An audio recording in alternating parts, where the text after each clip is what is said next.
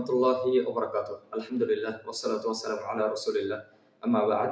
ফাকাদ ক্বালা জাল্লা ওয়া আলা ফি মুহকামি তানজিলিহি শাহরু রমাদান আল্লাযী উনজিলা ফীহিল কুরআন হুদাল লিন-নাস ওয়া বায়্যিনাতিন মিনাল হুদা ওয়াল ফুরকান। ওয়া ক্বালা রাসূলুল্লাহ সাল্লাল্লাহু আলাইহি ওয়াসাল্লাম খায়রুকুম মান তাআল্লামাল কুরআনা ওয়া 'আল্লামাহু। সম্মানিত দ্বীনী ভাই ও বোন, সর্বাগ্রে প্রশংসা জ্ঞাপন করছি আল্লাহ রাব্বুল আলামিনের জন্য। দরুদ ও সালাম বর্ষিত হোক প্রিয় নবী শ্রেষ্ঠ নবী মুহাম্মদ সাল্লাল্লাহু আলাইহি ওয়াসাল্লামের প্রতি। আল্লাহ রাব্বুল আলামিন পবিত্র রমজানুল মুবারক এই মাসকেই সম্মানিত করেছেন কোরআন নাজিলের মাধ্যমে। আল্লাহ বলছেন, আমি কোরআন নাজিল করেছি রমজানুল মুবারক মাসে।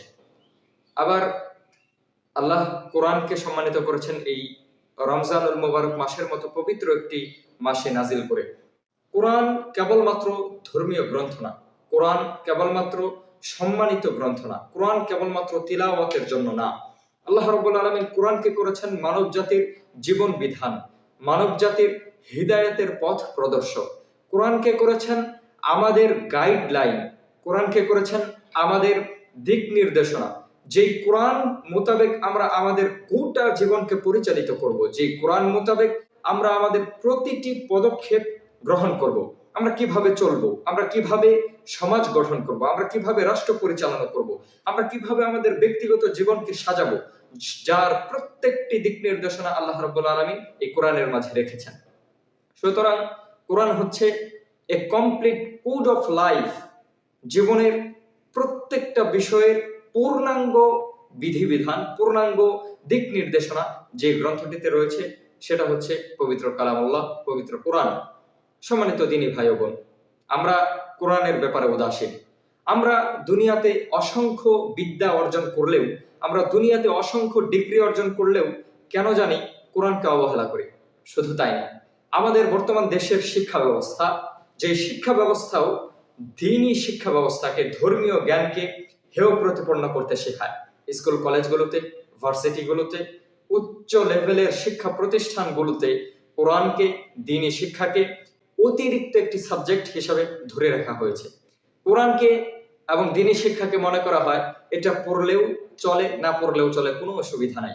আপনি পড়লে পড়তে পারেন, না পড়লে কোনো অসুবিধা নাই। অথচ কোরআন মুসলিমের জন্য, একজন মুমিনের জন্য সর্বপ্রথম শিক্ষা করা জরুরি এবং ফরজ। আল্লাহ রাসূল সাল্লাল্লাহু আলাইহি ওয়াসাল্লাম বলেছেন, তালাবুল ইলমি ফারিয়াদাতুন আলা কুল্লি মুসলিম, প্রত্যেকটা মুসলিমের উপরে। এখানে কোনো শ্রেণী বিভেদ করে দেওয়া হয় নাই যে একজন এটা শিক্ষা করলে হবে, অন্যজন শিক্ষা না করলেও হবে, এভাবে বলা হয় নাই। আল্লাহ রাসূল বলছেন কুল্লি মুসলিম ফারিয়াদাতুন আলা কুল্লি মুসলিম, প্রত্যেকটা মুসলিমের উপরে কোরআনুল কারীম শিক্ষা করা, দ্বীনী জ্ঞান শিক্ষা করা ফরজ। আল্লাহ রাসূল সাল্লাল্লাহু আলাইহি ওয়াসাল্লাম বলছেন যে ইলম অর্জন করা ফরজ। এই ইলম কোনের?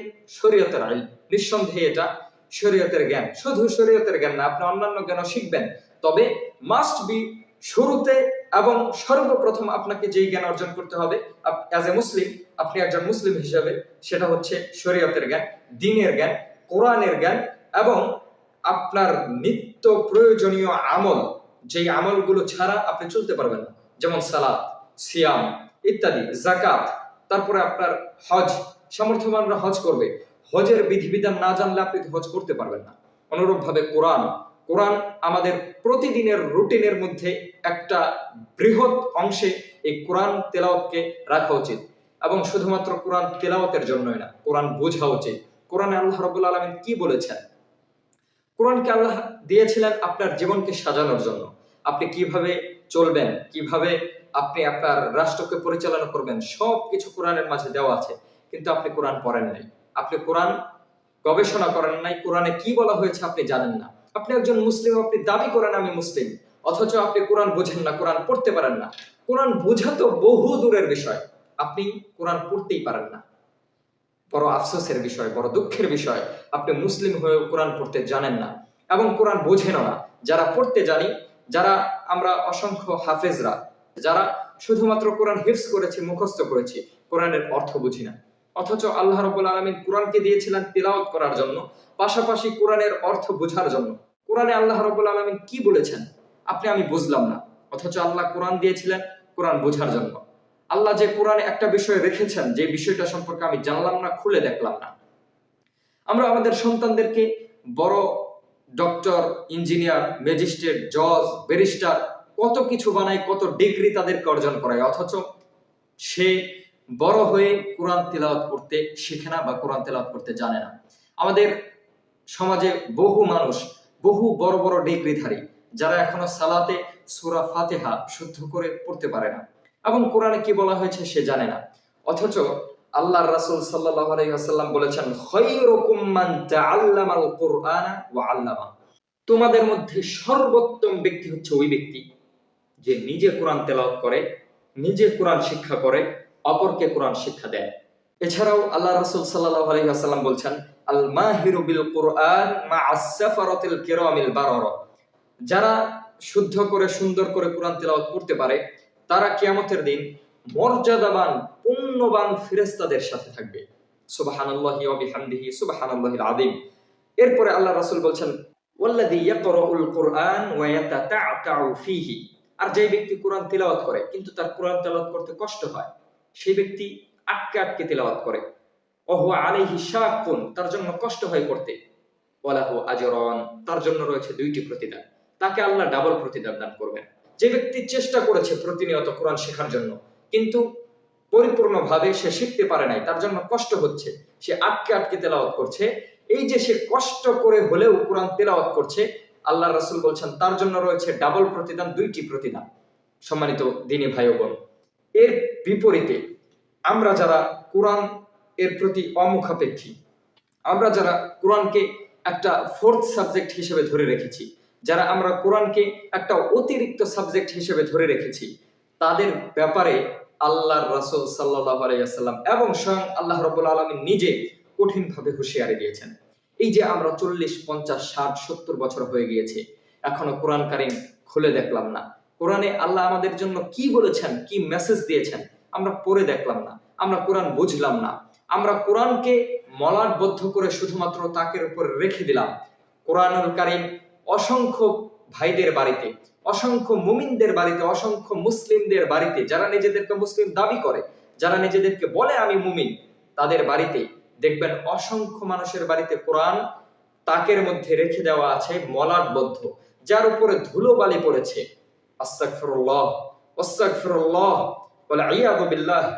কোরআন আল্লাহর কালাম, আল্লাহর কিতাব, যেই কিতাব আসমানের নিচে জমিনের উপরে সবচেয়ে মর্যাদাবান গ্রন্থ, যে গ্রন্থের উপরে ময়লা পড়ে থাকে, ধুলো পড়ে থাকে, আল্লাহ রাব্বুল আলামিন আমাদেরকে কিভাবে কিয়ামতের মাঠে পাকড়াও করবেন আমরা জানি না। আমাদের বাড়িতে কোরআনের উপরে ধুলো পড়ে থাকে, আমরা এই ধুলোকে পরিষ্কার করি না, ওয়াল ইয়াযু বিল্লাহ। সম্মানিত দ্বীনী ভাই, আজকে অসংখ্য মুসলিমের বাড়িতে এই পবিত্র কোরআনের উপরে ধুলো পড়ে আছে, মলাটবদ্ধ, আমরা মলাট খুলেও দেখি না। আল্লাহ রাব্বুল আলামিন কোরআনে কি বলেছেন, অথচ আমরা কত কত বিদ্যা অর্জন করে ফেলেছি, কত ডিগ্রি নিয়ে ফেলেছি, কিন্তু কোরআন পড়া শিখি নাই। আল্লাহ রাব্বুল আলামিন আমাদের জন্য বলছেন, ওয়ামান আ'রাদা আন যিকরি ওয়ামান আ'রাদা আন যিকরি ফাইন্না লাহু মাঈশাতান দানকা ওয়া নাহশুরুহু ইয়াওমাল কিয়ামাতি আ'মা। যেই ব্যক্তি আমার কোরআন থেকে বিমুখ থাকবে, যেই ব্যক্তি আমার আয়াত থেকে গাফেল থাকবে, যে ব্যক্তি আমার জিকির থেকে উদাসীন থাকবে, যে ব্যক্তি দুনিয়াতে কোরআন বোঝার চেষ্টা করবে না, ফাইন্না লাহু মাঈশাতান দানকা, সেই ব্যক্তির জন্য আমি দুনিয়াকে সংকীর্ণ করে দেব, তার আখিরাতকে সংকীর্ণ করে দেব। ওয়া নাহশুরুহু ইয়াওমাল কিয়ামাতি আ'মা, তাকে কিয়ামতের দিন অন্ধ অবস্থায় উপস্থিত করব। ক্বালা রাব্বি লিমা হাশারতানি আ'মা, সে ব্যক্তি বলবে, আল্লাহ আমাকে কেন আজকে অন্ধ অবস্থায় উত্থাপন করেছো? অকদ কুনতু বাসীরা, দুনিয়াতে তো আমি চক্ষুষ্মান ছিলাম, আমি দেখতে পেতাম, তাহলে কিয়ামতের দিন আজকের দিনে আমাকে কেন অন্ধ অবস্থায় উঠালে? আল্লাহ বলবে, কাযালিক কাযালিকা আতাতকা আয়াতুনা, অনুরূপভাবেই তোমার কাছেও দুনিয়াতে আমার আয়াত গিয়েছিল, তোমার কাছে আমার কোরআনের বাণী পৌঁছেছিল, ফানাসিতাহা, কিন্তু তুমি কোরআনের প্রতি ভ্রুক্ষেপ করো নাই, কোরআন শেখো নাই, কোরআনে কি বলা হয়েছে সেটা অনুধাবন করো নাই, কোরআনে কি বলা হয়েছে সেটা তুমি বোঝার চেষ্টা করো নাই। কাযালিক, অনুরূপভাবে আজকের দিনেও তুমি যেইভাবে আমার কোরআনকে দুনিয়াতে ভুলেছিলে, যেইভাবে আমার কোরআনকে তিলাওয়াত করো নাই, আমার কোরআনের প্রতি গুরুত্ব দাও নাই, অনুরূপভাবে আজকেও তোমাকে আমি ভুলে যাব, তোমার প্রতি ভ্রুক্ষেপ করব না, তোমাকে আমি তোমার মতো ছেড়ে দিব অন্ধ অবস্থায়। সম্মানিত দিনী ভাই বোন, শুধু তাই না, আল্লাহর হাবিব সাল্লাল্লাহু আলাইহি ওয়াসাল্লাম বলছেন, ওয়াল কুরআনু হুজ্জাতুন লাকা আও আলাইক। কুরআন কিয়ামতের মাঠে তোমার পক্ষে যাবে অথবা বিপক্ষে যাবে। কুরআন হয়তো বলবে আল্লাহ এই ব্যক্তিকে জান্নাতে দাও, অথবা বলবে আল্লাহ এই ব্যক্তিকে জাহান্নামে দাও। কুরআন যদি আপনাকে জান্নাতে দেওয়ার কথা বলে, তাহলে তো আপনি বেঁচে গেলেন, আপনার জন্য সোনায় সোহাগা। আর যদি কুরআন বলে আল্লাহ এই ব্যক্তিকে জাহান্নামে দাও, তাহলে আপনার অবস্থাটা কি হবে আপনি একবার কল্পনা করুন। প্রিয় ভাই, কোরআন আপনার পক্ষেও যেতে পারে, আপনার বিপক্ষেও যেতে পারে। আপনি যদি দুনিয়াতে কোরআন অনুপাতে জীবন পরিচালনা করেন, কোরআন আপনার পক্ষে কথা বলবে। আর যদি দুনিয়াতে আপনি কোরআনকে গুরুত্বহীন মনে করেন, কোরআনকে না মেনে চলেন, কোরআন তিলাওয়াত না করেন, কোরআন কারীম অনুযায়ী আপনার জীবন পরিচালনা না করেন, কোরআন আপনার বিপক্ষেই কথা বলবে। সম্মানিত দিনী ভাই, পরিশেষে আমরা আল্লাহ রাব্বুল আলামিনের কাছে এই ফরিয়াদ করব, তিনি যাতে আমাদেরকে কোরআনের সাথে জীবন গঠন করার তৌফিক দান করেন। আমরা যাতে আমাদের জীবনে কোরআনকে জীবনের একটি অংশ হিসেবে ধরে রাখি। আমরা যাতে আমাদের প্রতিদিনের কাজে, প্রতিদিনের কর্মে একটা টাইম কোরআনের জন্য বরাদ্দ রাখি, যে টাইমটাতে আমরা কোরআন শিক্ষা করব, কোরআন তিলাওয়াত করব। আল্লাহ রাব্বুল আলামিন আমাদেরকে সেই তৌফিক দান করুন। আমিন। আসসালামু আলাইকুম ওয়া রাহমাতুল্লাহি ওয়া বারাকাতুহু।